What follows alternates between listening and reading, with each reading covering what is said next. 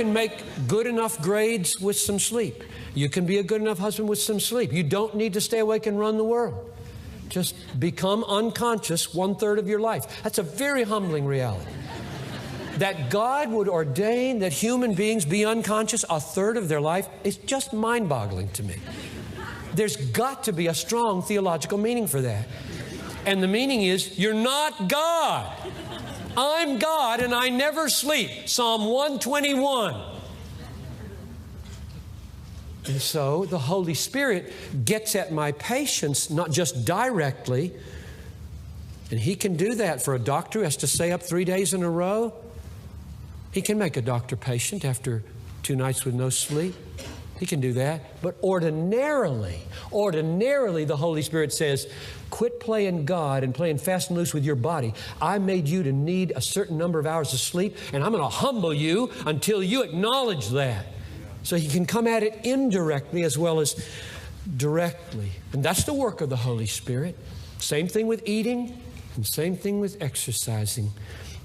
And I got all kinds of practical things here about eating and exercising, but that would get nitpicky, wouldn't it?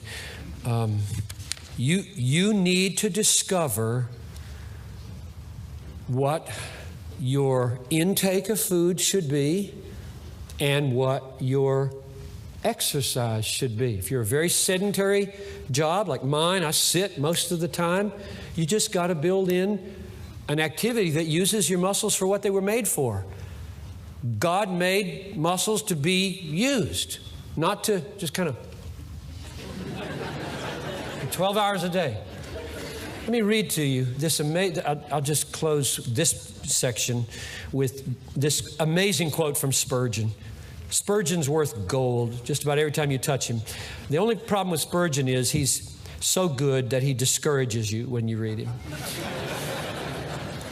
But if you can get over your pride, which is what it is, then you can enjoy geniuses like Spurgeon, and they come along once every century or two. Sedentary habits, he wrote, have a tendency to create despondency. You know, sedentary means sit a lot.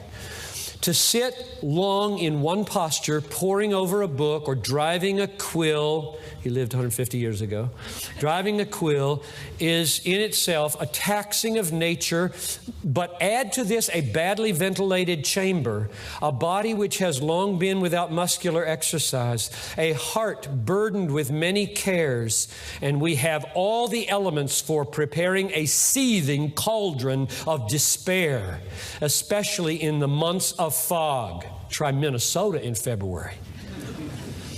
He who forgets the humming of the bees. Now get this. Let this land on you as a gift of God concerning what you should do when you walk out of here into the trees, the breeze, the green, the yellow, the blue. Wake up, Christian, to the health-producing effects of nature that is about to be described to you here. He who forgets the humming of the bees among the heather, the cooing of the wood pigeons in the forest, the songbirds in the woods, the rippling of rills among the rushes, the sighing of the wind among the pines, needs not wonder if his heart forgets to sing and his soul grows heavy. A day's breathing of fresh air upon the hills or a few hours' ramble in the beech woods calm would sweep the cobwebs of our brains away, and the toiling ministers who are now but half alive would have life. A mouthful of sea air or a stiff walk in the wind's face would not give grace to the soul, but it would yield oxygen to the body, which is the next best thing. The furs, the rabbits, the streams, the trouts, the fir trees, the squirrels, the primroses, the violets, the farmyard, the new-mown hay, the fragrant hops, these are the best medicine for hypochondriacs, the surest tonics for the declining, the best refreshments for the weary, for lack of opportunity or inclination. These great remedies are neglected, and the student becomes a self-immolated victim. Wow. I think there's one mistake in there. I think when he says that a mouthful of sea air and a stiff walk in the wind's face would not give grace to the soul, he's wrong. Now, he's probably meaning something different than what I'm accusing him of. I think they do give grace for the soul. In fact, I wrote a whole chapter in the book to ask, how can something like music be a spiritual benefit? All music is vibrations. That's all it is. It's physical vibrations in the air. So how does that produce non-material spiritual effects? And the same thing would be true of wind in the face, birds singing on a limb, blue sky. All these things are there for your health. And if God pleases, they can mediate first common grace, and they can point you to saving grace. Point you. They're not saving grace, but they can point you there. And maybe that's what he meant, so I shouldn't accuse him wrongly. We're almost done. Number 13. 12. Where does 12 go? There it is.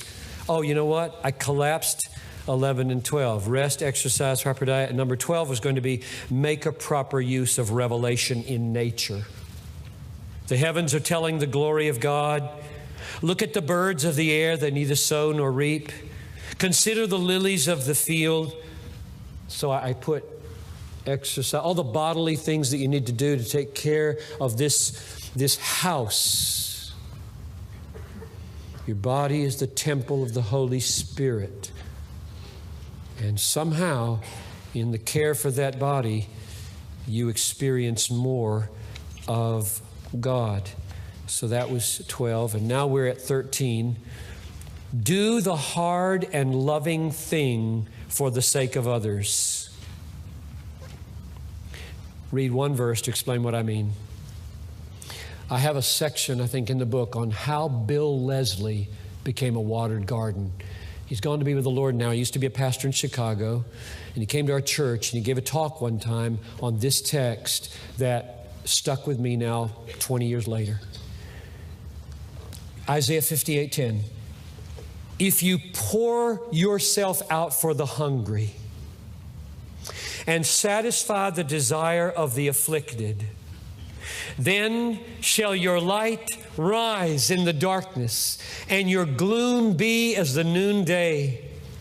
And the Lord will guide you continually and satisfy your desire in scorched places and make your bones strong.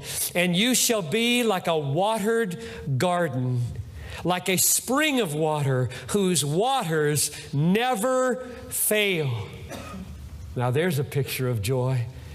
And the condition was, if you pour yourself out for the hungry and satisfy the desire of the afflicted. Find a way to minister to the needy, the really needy. Doesn't have to consume your whole life. You're not called, everybody's not called to that. But find a way to bless a person with far fewer advantages than you have. Pour your life out.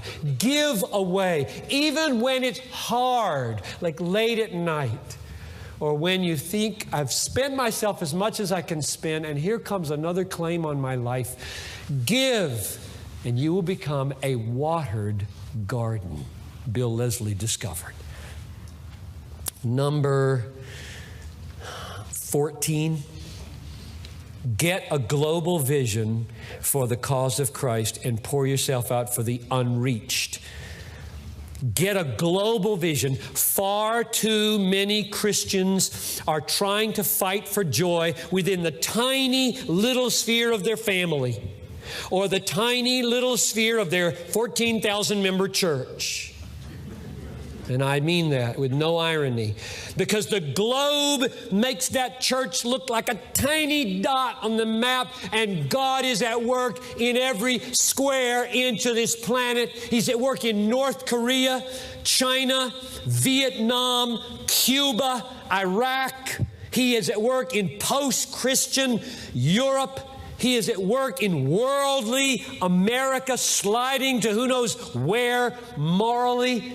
God is reigning and working and spreading and conquering and building. I will build my church, and the gates of hell will not prevail against it. And if you deny yourself an awareness of the global work of God, you're cutting yourself off from some big emotions. And you're just kind of living in a little cocoon of your family or your church and wondering, why do I only feel small emotions? It says, God, today with internet and magazines, you can find out about the triumphs of God among the suffering church. Just type in persecution.org for starters and find out the triumphs of God in the most suffering church. Get a global, big vision. You were made to know and love and embrace a global God, a universal God, not just a little teeny, intimate God. Those are precious emotions. Don't let me mock them. Those are precious. But if that's all you want, just want to rest in your arms, Lord Jesus, and feel your acceptance. Just that, no more. Let the world go to hell. Doesn't matter what's happening in Iraq or North Korea or China or Argentina or Brazil or Japan. It just really doesn't matter. I just feel so good. Just break free from that limitation to intimacy. But love intimacy. John Patton, the missionary to the New Hebrides, was being chased by 1,500 people who hated him on the island of Tanna. And to escape, he crawled into a tree while they ran underneath.